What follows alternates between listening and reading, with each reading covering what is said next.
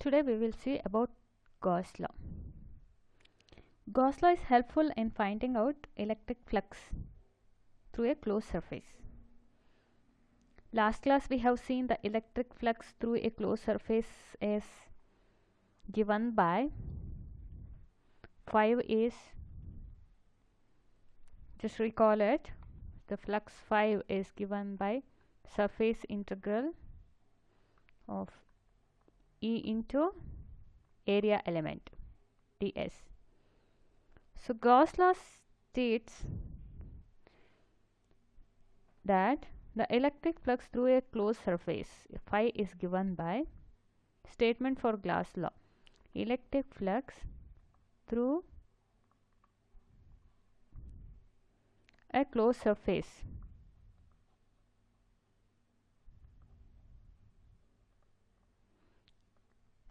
S is equal to Q by epsilon naught, where Q is the total charge enclosed by S.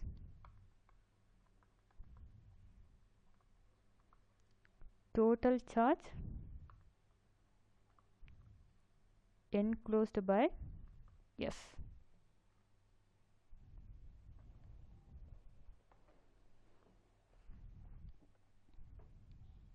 So according to this law, if Q is 0, then the electric flux through the closed surface is 0.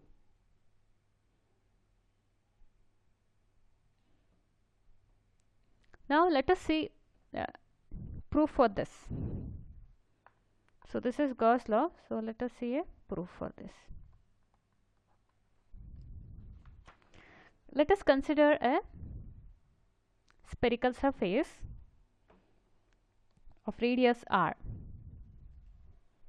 Consider a sphere of radius r. Consider a sphere or spherical surface radius r. Let a charge plus q is placed at its center. Charge plus q is placed at the center of the sphere, so at its center. Let me draw the sphere, and charge plus q is placed at the center. The radius of the sphere, we took it as r.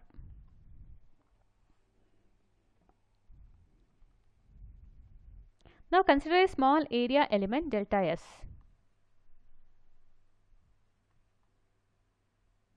The area vector delta S is perpendicular to the area or normal to the area. So consider a small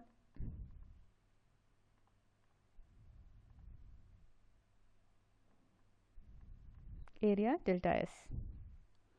The electric field is also along the direction of delta S, because from plus q it is going radially outward. So what you do is divide this whole sphere into small spheres or small area elements with each having area of delta S. Now the flux through this area element can be obtained as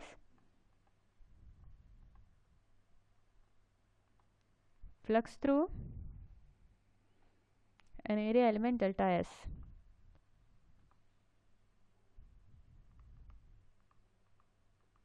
is delta phi is E into delta S, which is equal to the electric field due to a plus charge at a distance r from it is given by q divided by 4 pi epsilon naught into r square into unit vector r into delta S. In the last class we have seen the flux is given by E a cos theta. Here theta is 0 because E and delta S are along the same direction. So we get delta phi is E into delta S, which is equal to Q by 4 pi epsilon naught R square into R into unit vector into delta S.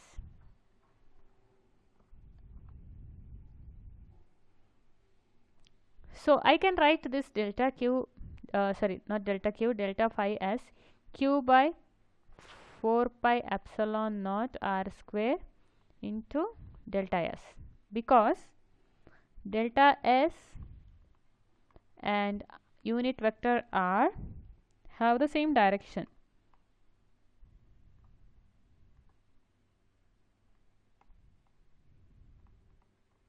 And also magnitude of R is 1.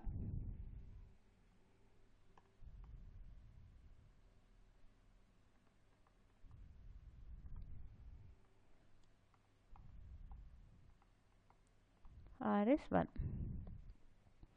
So delta phi is Q by 4 pi epsilon naught R square into delta S. Now to find out, so we have considered a small area and we found the flux through this area. Now to find out the total flux through the sphere, we need to add all the fluxes through different areas delta S.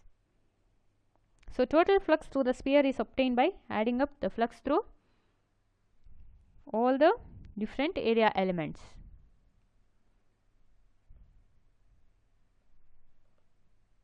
Total flux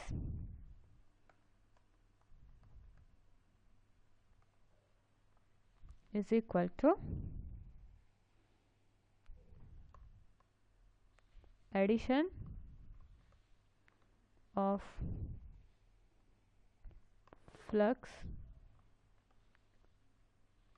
through all the area elements.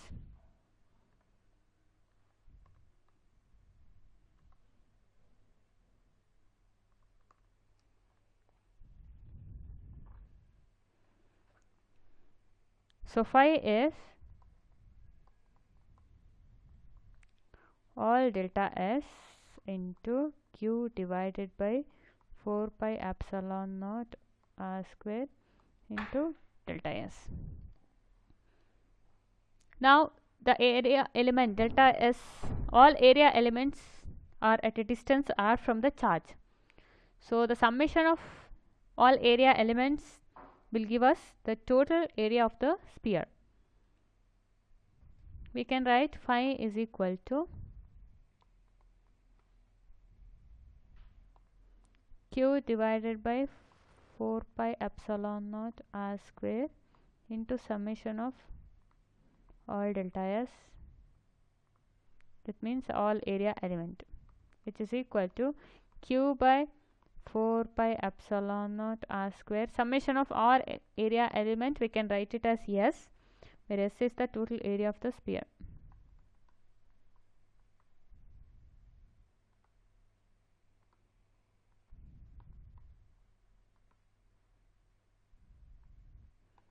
Which is equal to 4 pi R square.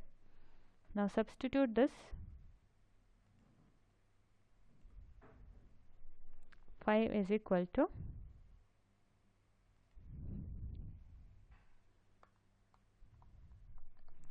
Q divided by 4 pi epsilon naught R square into 4 pi R square.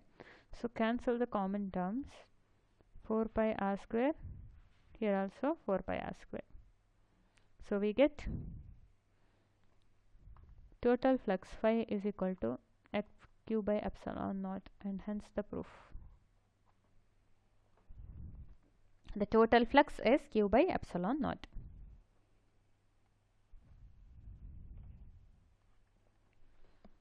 Now let us remember some points while applying Gauss law.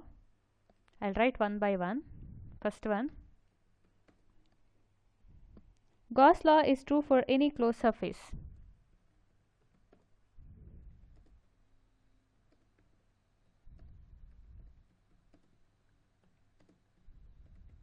You can apply this law to any closed surface, no matter what its shape or size.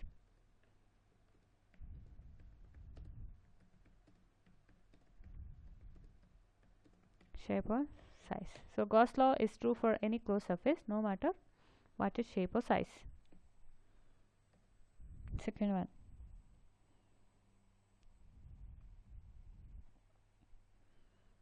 The term Q is equal to the sum of all the charges enclosed by the surface. The sum of all the charges enclosed by the surface. So when we consider Q, we have to add all the charges which is there inside the surface.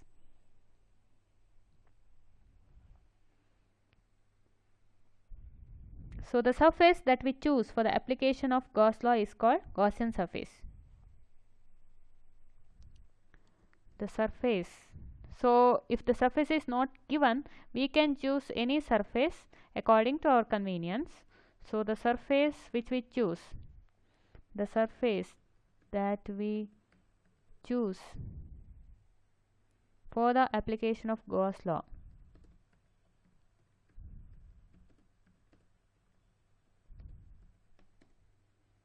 is called the Gaussian surface.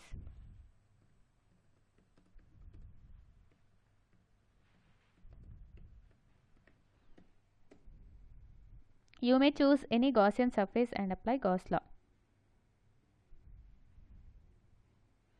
So remember, the Gaussian surface should be a closed surface.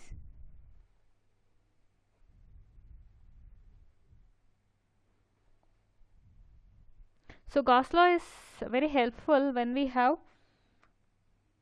a system with symmetry. We can see how it is later on.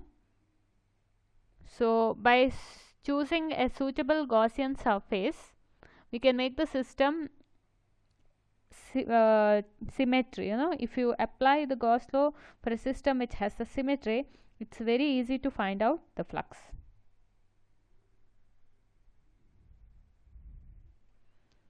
So these are some points to remember with Gauss law. So location of charge within the surface does not matter. Location of charge within the surface does not matter. Only you have to consider the total charge.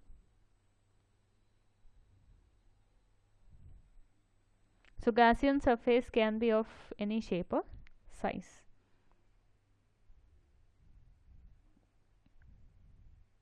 And remember, Gaussian theorem is based on inverse square form of Coulomb's law.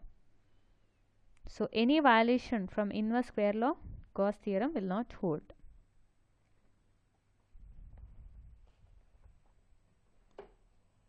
So if you violate Gauss law, any violation of Gauss law will indicate you are departing from the inverse square law. So this is about Gauss law.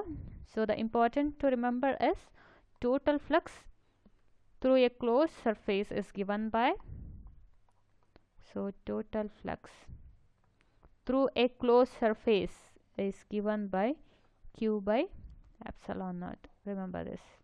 So we will see more applications based on this law.